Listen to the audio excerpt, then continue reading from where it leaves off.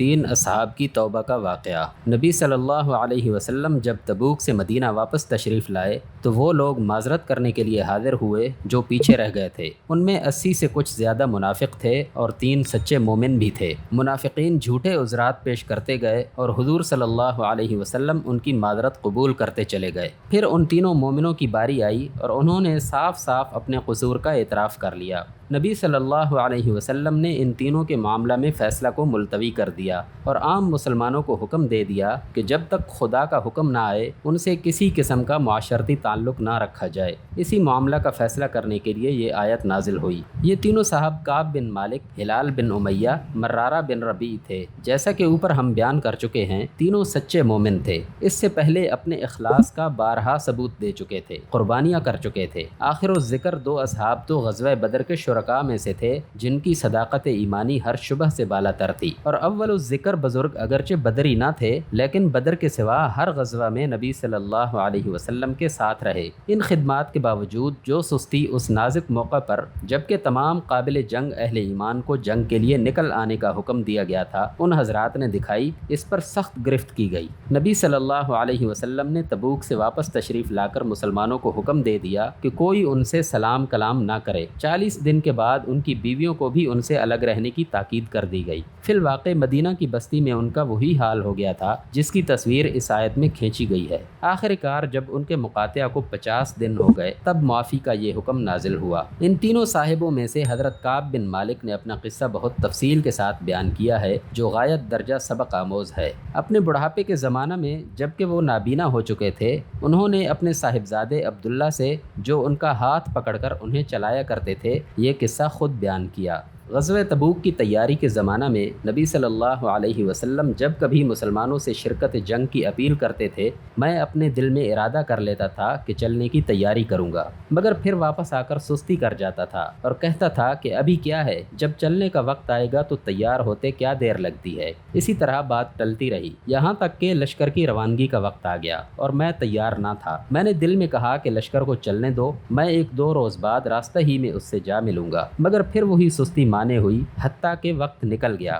اس زمانہ میں جب کہ میں مدینے میں رہا، میرا دل یہ دیکھ کر بے حد کڑتا تھا کہ میں پیچھے جن لوگوں کے ساتھ رہ گیا ہوں وہ یا تو منافق ہیں یا وہ ضعیف اور مجبور لوگ جن کو اللہ نے معذور رکھا ہے۔ جب نبی صلی اللہ علیہ وسلم تبوک سے واپس تشریف لائے تو حسب معمول آپ صلی اللہ علیہ وسلم نے پہلے مسجد آ کر 2 رکعت نماز پڑھی، پھر لوگوں سے ملاقات کے لیے بیٹھے۔ اس مجلس میں منافقین نے آ کر اپنے عذرات لمبی چوڑی قسموں کے ساتھ پیش کرنے شروع کیے۔ یہ 80 سے زیادہ آدمی تھے۔ حضور صلی اللہ علیہ وسلم نے ان میں سے ایک ایک کی بناوٹی باتیں سنی، ان کے ظاہری عذرات کو قبول کر لیا اور ان کے باطن کو خدا پر چھوڑ کر فرمایا خدا تمہیں معاف کرے۔ پھر میری باری آئی، میں نے آگے بڑھ کر سلام عرض کیا۔ خدا کی قسم اگر میں اہل دنیا میں سے کسی کے سامنے حاضر ہوا ہوتا تو ضرور کوئی نہ کوئی بات بنا کر اس کو راضی کرنے کی کوشش کرتا۔ باتیں بنانی تو مجھے بھی آتی ہیں، مگر آپ کے متعلق میں یقین رکھتا ہوں کہ اگر اس وقت کوئی جھوٹا عذر پیش کر کے میں نے آپ کو راضی کر بھی لیا تو اللہ ضرور آپ کو مجھ سے پھر ناراض کر دے گا۔ البتہ اگر سچ کہوں تو چاہے آپ ناراض ہی کیوں نہ ہوں، مجھے امید ہے کہ اللہ میرے لیے معافی کی کوئی صورت پیدا فرما دے گا۔ واقعہ یہ ہے کہ میرے پاس کوئی عذر نہیں ہے جسے پیش کر سکوں،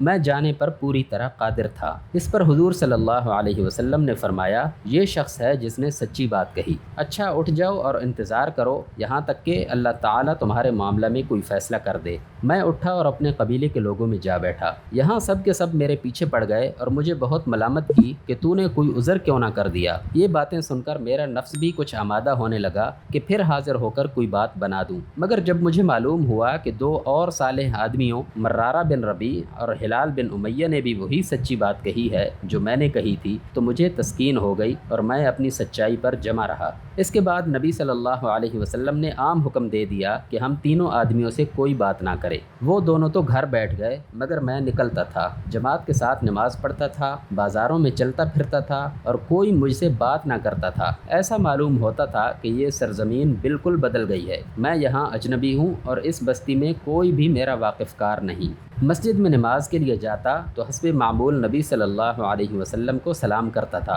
مگر بس انتظار ہی کرتا رہ جاتا تھا کہ جواب کے لیے آپ کے ہونٹ جنبش کریں۔ نماز میں نظریں چرا کر حضور کو دیکھتا تھا کہ آپ کی نگاہیں مجھ پر کیسی پڑتی ہیں، مگر وہاں حال یہ تھا کہ جب تک میں نماز پڑھتا آپ میری طرف دیکھتے رہتے، اور جہاں میں نے سلام پھیرا آپ نے میری طرف سے نظر ہٹائی۔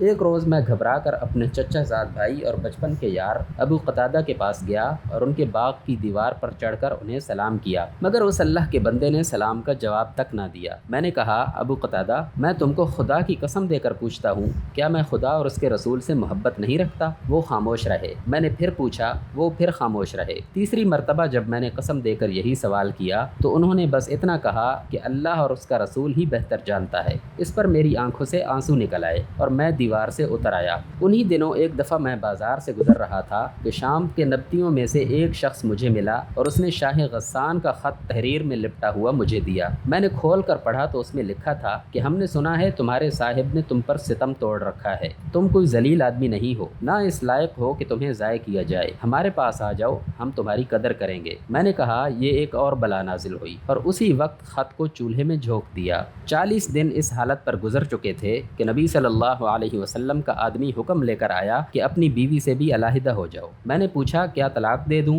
جواب ملا، نہیں، بس الگ رہو۔ چنانچہ میں نے اپنی بیوی سے کہہ دیا کہ تم اپنے میکے چلی جاؤ اور انتظار کرو یہاں تک کہ اللہ اس معاملے کا فیصلہ کر دے۔ 50ویں دن صبح کی نماز کے بعد میں اپنے مکان کی چھت پر بیٹھا ہوا تھا اور اپنی جان سے بیزار ہو رہا تھا کہ یکا یک کسی شخص نے پکار کر کہا، مبارک ہو کعب بن مالک۔ میں یہ سنتے ہی سجدے میں گر گیا اور میں نے جان لیا کہ میری معافی کا حکم ہو گیا ہے۔ پھر تو فوج در فوج لوگ بھاگے چلے آ رہے تھے اور ہر ایک دوسرے سے پہلے پہنچ کر مجھ کو مبارکباد دے رہا تھا کہ تیری توبہ قبول ہو گئی۔ میں اٹھا اور سیدھا مسجد نبوی کی طرف چلا۔ دیکھا کہ نبی صلی اللہ علیہ وسلم کا چہرہ خوشی سے دمک رہا ہے۔ میں نے سلام کیا تو فرمایا، تجھے مبارک ہو، یہ دن تیری زندگی میں سب سے بہتر ہے۔ میں نے پوچھا، یہ معافی حضور کی طرف سے ہے یا خدا کی طرف سے؟ فرمایا، خدا کی طرف سے، اور یہ آیات سنائی۔ میں نے عرض کیا، یا رسول اللہ صلی اللہ علیہ وسلم، میری توبہ میں یہ بھی شامل ہے کہ میں اپنا سارا مال خدا کی راہ میں صدقہ کر دوں۔ فرمایا، کچھ رہنے دو کہ یہ تمہارے لیے بہتر ہے۔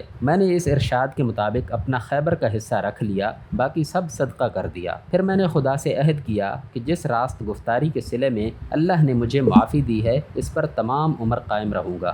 چنانچہ آج تک میں نے کوئی بات جان بوجھ کر خلاف واقعہ نہیں کہی اور خدا سے امید رکھتا ہوں کہ آئندہ بھی مجھے اس سے بچائے گا۔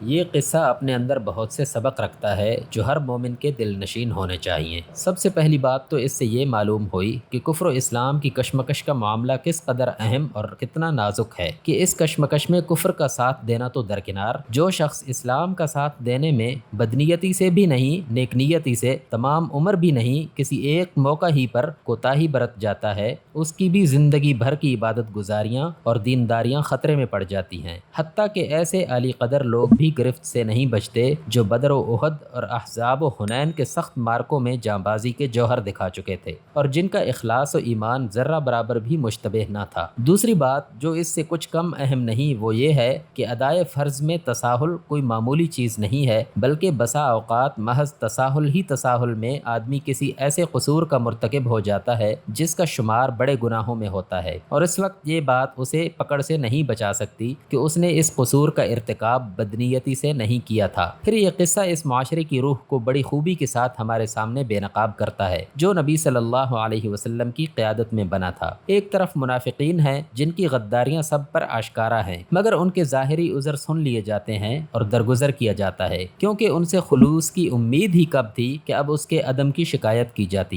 دوسری طرف ایک آزمودہ کار مومن ہے جس کی جانثاری پر شبہ تک کی گنجائش نہیں، اور وہ جھوٹی باتیں بھی نہیں بناتا، صاف صاف قصور کا اعتراف کر لیتا ہے، مگر اس پر غضب کی بارش برسا دی جاتی ہے، نہ اس پر کہ اس کے مومن ہونے میں کوئی شبہ ہو گیا ہے، بلکہ اس بنا پر کہ مومن ہو کر اس نے وہ کام کیوں کیا جو منافقوں کے کرنے کا تھا۔ مطلب یہ تھا کہ زمین کے نمک تو تم ہو، تم سے بھی اگر نمکینی حاصل نہ ہوئی تو پھر اور نمک کہاں سے آئے گا۔ پھر لطف یہ ہے کہ اس سارے قضیہ میں لیڈر جس شان سے سزا دیتا ہے اور پیرو جس شان سے اس سزا کو بھگتتا ہے اور پوری جماعت جس شان سے اس سزا کو نافذ کرتی ہے، اس کا ہر پہلو بے نظیر ہے، اور یہ فیصلہ کرنا مشکل ہو جاتا ہے کہ کس کی زیادہ تعریف کی جائے۔ لیڈر نہایت سخت سزا دے رہا ہے، مگر غصے اور نفرت کے ساتھ نہیں، گہری محبت کے ساتھ دے رہا ہے۔ باپ کی طرح شعلہ بار نگاہوں کا ایک گوشہ ہر وقت یہ خبر دے جاتا ہے کہ تجھ سے دشمنی نہیں ہے، بلکہ تیرے قصور پر تیری ہی خاطر دل دکھا ہے۔ تو درست ہو جائے تو یہ سینہ تجھے چمٹا لینے کے لیے بے چین ہے۔ پیرو سزا کی سختی پر تڑپ رہا ہے، مگر صرف یہی نہیں کہ اس کا قدم زیادہ اطاعت سے ایک لمحہ کے لیے بھی نہیں ڈگمگاتا، اور صرف یہی نہیں کہ اس پر غرور نفس اور حمیت جاہلیہ کا کوئی دورہ نہیں پڑتا اور اعلانیہ استکبار پر اتر آنا تو درکنار، وہ دل میں اپنے محبوب لیڈر کے خلاف کوئی شکایت تک نہیں آنے دیتا، بلکہ اس کے برعکس وہ لیڈر کی محبت میں اور زیادہ سرشار ہو گیا ہے۔ سزا کے ان پورے 50 دنوں میں اس کی نظریں سب سے زیادہ بے تابی کے ساتھ جس چیز کی تلاش میں رہیں وہ یہ تھی کہ سردار کی آنکھوں میں وہ گوشہ التفات اس کے لیے باقی ہے یا نہیں جو اس کی امیدوں کا آخری سہارا ہے۔ گویا وہ ایک قحط زدہ کسان تھا جس کا سارا سرمایہ امید بس ایک ذرا سا ابر تھا جو آسمان کے کنارے پر نظر آتا تھا۔ پھر جماعت کو دیکھیے تو اس کے ڈسپلن اور اس کی صالح اخلاقی اسپرٹ پر انسان اش اش کر جاتا ہے۔ ڈسپلن کا یہ حال کہ ادھر لیڈر کی زبان سے بائیکاٹ کا حکم نکلا، ادھر پوری جماعت نے مجرم سے نگاہیں پھیر لیں۔ جلوت تو درکنار، خلوت تک میں کوئی قریب سے قریب رشتہ دار اور کوئی گہرے سے گہرا دوست بھی اس سے بات نہیں کرتا، بیوی تک اس سے الگ ہو جاتی ہے۔ خدا کا واسطہ دے دے کر پوچھتا ہے کہ میرے خلوص میں تو تم کو شبہ نہیں ہے، مگر وہ لوگ بھی جو مدت العمر سے اس کو مخلص جانتے تھے صاف کہہ دیتے ہیں کہ ہم سے نہیں، خدا اور اس کے رسول سے اپنے خلوص کی سند حاصل کرو۔ دوسری طرف اخلاقی اسپرٹ اتنی بلند اور پاکیزہ کہ ایک شخص کی چڑھی ہوئی کمان اترتے ہی مردار خوروں کا کوئی گروہ اس کا گوشت نوچنے اور اسے پھاڑ کھانے کے لیے نہیں لپکتا، بلکہ اس پورے زمانہ عتاب میں جماعت کا ایک ایک فرد اپنے اس معتوب بھائی کی مصیبت پر رنجیدہ اور اس کو پھر سے اٹھا کر گلے لگا لینے کے لیے بےتاب رہتا ہے، اور معافی کا اعلان ہوتے ہی لوگ دوڑ پڑتے ہیں کہ جلدی سے جلدی پہنچ کر اس سے ملیں اور اسے خوشخبری پہنچائیں۔ یہ نمونہ ہے اس صالح جماعت کا جسے قرآن دنیا میں قائم کرنا چاہتا ہے۔